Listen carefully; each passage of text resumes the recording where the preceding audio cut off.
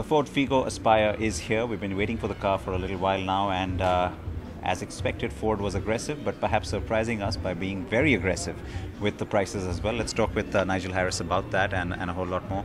Congrats on the car and on the launch that we've been waiting for. I'm going to start off with those prices because, of course, it's a very competitive segment. You've surprised us by really going out there and saying, all right, where do things start right now? Let's go and undercut that. So you're right. I mean, we've got a vehicle that's really well specified, right? And it actually meets all of our customers' needs in so many different ways in terms of looks and specification and safety and smart technologies. But you also have to give customers a reason to jump, and this is, basically the idea of what do you also have to do to get people to come across from another brand and actually come into yours. So it's a challenger brand type strategy. And you're right, we did it with EcoSport, and that really gave EcoSport a really good head start into the market. And we need to do that with this car as well, because it is a competitive market. There are very well established competitors there, and we need people to drive them. Once we get the first people driving, is it the first 20,000, 25,000 people in the car, then it actually develops its own momentum, because then they're talking about, wow, just how good the car is. They get on social media, and then they understand that full value proposition. So that's really why we do it. It's a challenger brand type strategy. Is that also when you raise prices then? The prices will go up at some stage, not dramatically. Yeah, but there will be some pricing, but later on, much later on. But it's a good price to start with. It's a different situation for you than when you were launching the EcoSport, because of course you've had the tremendous success of the EcoSport behind you, and then it's the Figo nameplate. I mean, that's again a car that has a great reputation. It did very well for you. That kind of sets it apart, which is perhaps where some of the surprise is coming from in terms of the aggression you're showing. So the nice thing about this is, we keep our nameplates, because our nameplates do engender a lot of support. Figo's done really well. Endeavour, even though that's been with us for almost 10 years now, is actually a really strong nameplate. So we keep nameplates. We don't get rid of names, with new product, because there's all this positive brand association with them. So, but what you will see now is, frequent freshenings and upgrades and new models, and they'll be Figo, whether it's Figo or EcoSport or Endeavour or other products. Because now we're plugged into the whole One Ford plan, which means we'll constantly get the upgrades that we need, that the Indian customer demands, I might add. Well, which is great. I mean, which of course is something that excites me as well. The point you made was interesting about how today looks have become so important for the buyer.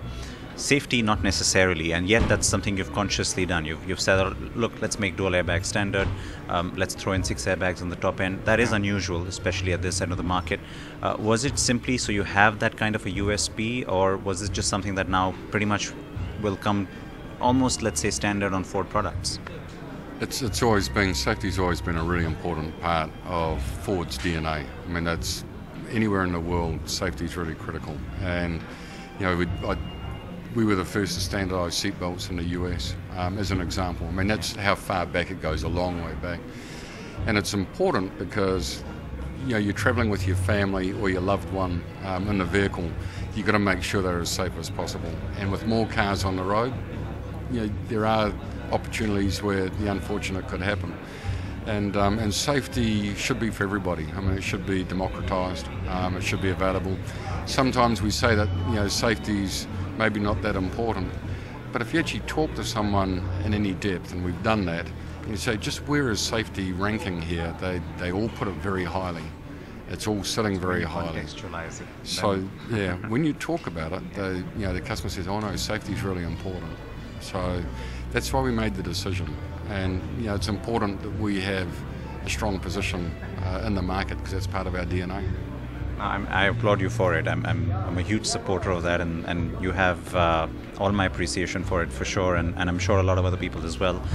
Is that something that you could see becoming let's say, a brand tenet for you, saying, I mean, making airbag standards is just sort of one part of it, of course, but would you like to be taking that position since nobody else really has? Yeah, absolutely. And it's something that Ford does, and maybe we haven't communicated it strongly enough.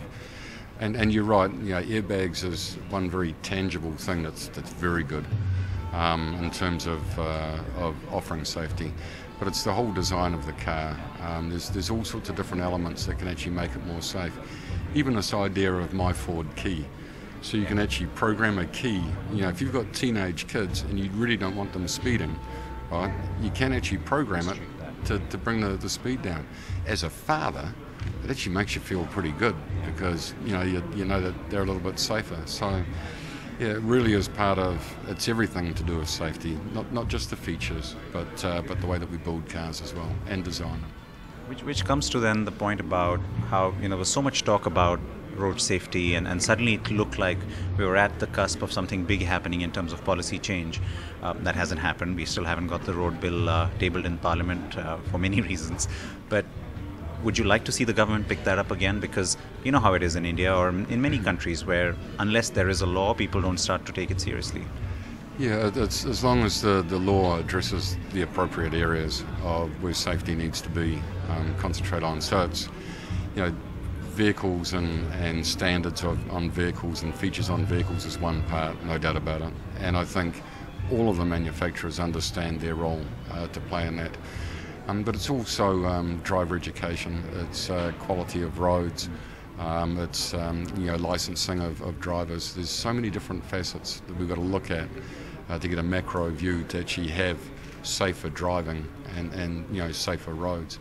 But I don't think there'd be anyone in the industry that wouldn't support safety as something that's important for India. Absolutely. I have to say that when we walked in today for the launch, it was refreshing to see that the car was already on the stage. It wasn't, some dramatic unveil that was kind of unnecessary. Right. Yeah. And then, you got to the prices quickly, and you've also told us what's in your pipeline. All of this is very unusual for car makers to do. Yeah. Let's quickly talk about that at the end. The fact that you do have this very strong product portfolio that's coming up that'll complement what you already have. There is the Figo hatch, and then of course the Endeavour, which we've reviewed. How important is it to get those products in quickly, and what sort of an overall picture do you see with Ford once they are in? I mean, it's really important. The Aspire, that's a big segment.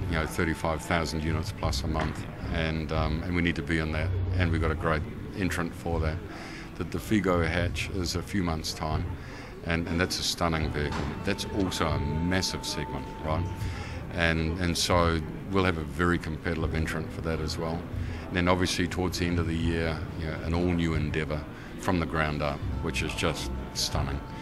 And so we actually get to demonstrate to India, to everybody, to our customers, to our dealers, to yourselves, we're more than a one-car company. I mean, when we concentrate on a market like we are with India. India is a very high profile and high priority market for us, and we bring product to the market, we will grow. And that's what we're going to see in the next 6 to 12 months as that product comes in and gains a foothold. So very, very important. And exports sort of dovetail with that strategy. Yes, so I mean, we continue to export EcoSport out of Chennai, and it's about 50-50 in terms of percentage. And I think we're sending our first batch of vehicles overseas of the Aspire right now, this week. But in saying that, we've protected plenty of production for the Indian market because that's our big priority. And we should be able to meet customers' demands pretty quickly. And then sort of scale it up as you need to. Absolutely. All the best with all of that. I can't wait to see the hatch as well, and of course see more of these on the road. Congratulations. Thank you.